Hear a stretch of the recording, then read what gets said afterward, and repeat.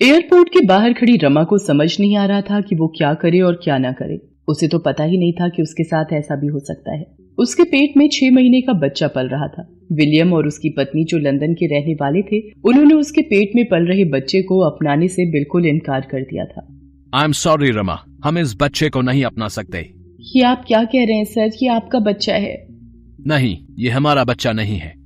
Sir, इस तरह मुझे मझधार में मत छोड़िए। अगर मुझे इस तरह छोड़ दिया तो मैं गांव समाज में कैसे मुंह दिखाऊंगी? रमा की बातों को सुनकर विलियम की पत्नी डायना को गुस्सा आ गया। उसकी रिस्पॉन्सिबिलिटी हमारी नहीं है। वैसे भी हमने तुम्हें मनी तो दिए है ना, वो मामूली रकम नहीं है। पूरे 7 लाख रुपए हमने दिए हैं। हाँ, ये अलग बात है कि 15 लाख में ये डील हुई थी कि तुम हमारा बच्चा पैदा करोगी, लेकिन अब वो बच्चा हमारी लायक ही नहीं तो हम उसे कैसे एक्सेप्ट कर लें और पूरी रकम तुम्हें क्यों दें? रमा रोती रही, गिड़गिड़ाती रही, लेकिन विलियम और उसकी पत्नी ने रमा की एक नहीं सुनी। विलियम, अब चलो, हमारी फ्लाइट छूट जाएगी।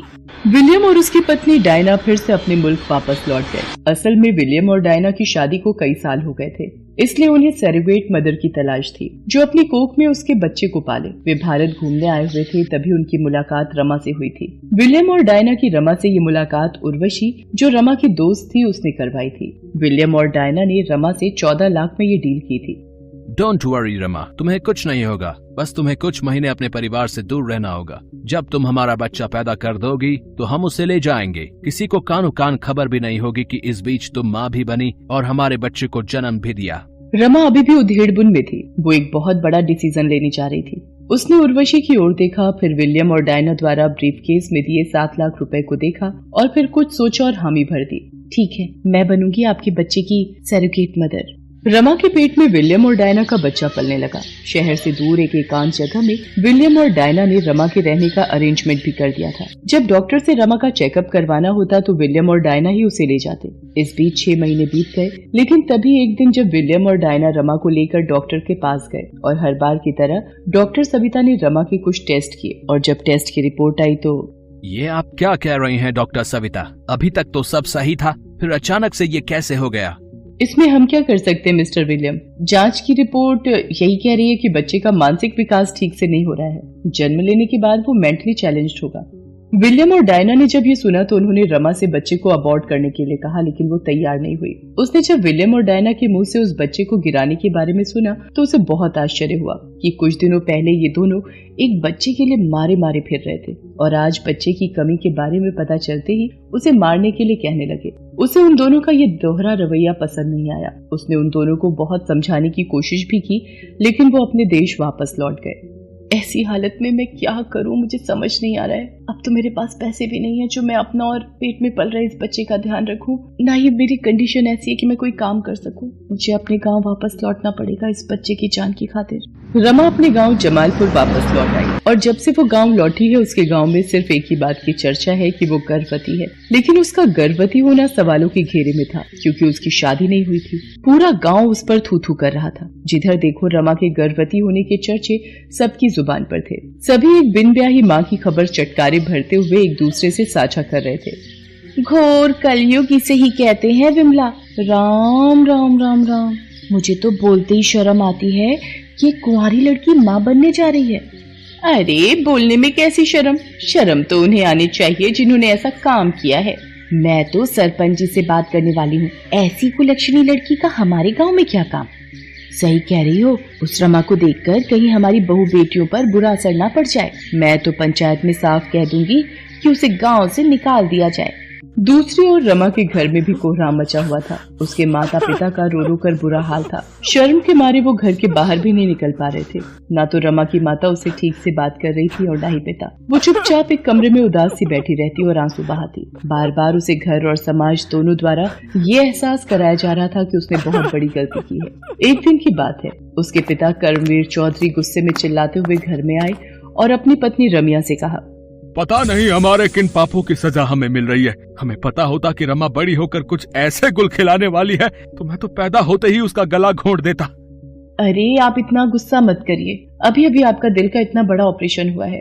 मैं बिना ऑपरेशन के मर जाता तो ठीक रहता। मुझे इस तरह की शर्मिंदगी वाली जिंदगी तो नहीं जीनी पड़ती। आप तो पंचायत में गए थे ना आज, वहाँ क्या हुआ? होना क्या है, उन्होंने हमें गांव छोड़कर जाने को कहा है। अरे हम कहाँ जाएंगे गांव छोड़कर, है? यहीं जन्म लिया, यहीं मरेंगे। हमारे बाप दादों ने भी यहीं जन्म लिया और यहीं उनको आग नसीब हुई। वे दोनों बातें कर ही रहे थे कि रमा उनके पास आई और बोली, बाबा आप लोग क्यों जाएंगे? गलती मैंने की है, पाप मैंने किया है, तो मैं ही चली जाती हूँ इस घर को छोड़कर।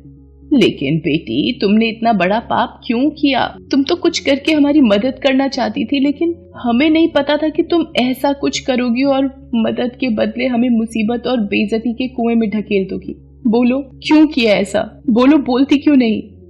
रमा का भी सबके मुंह से ताने सुन सुनकर जी भर गया था। उसका सब्र भी जवाब दे रहा था। आखिर वो भी फूट पड़ी, माँ ये सब मैंने तुम लोगों के लिए किया, बापू के लिए किया, अपनी गिरवी जमीन को छुड़ाने के लिए किया।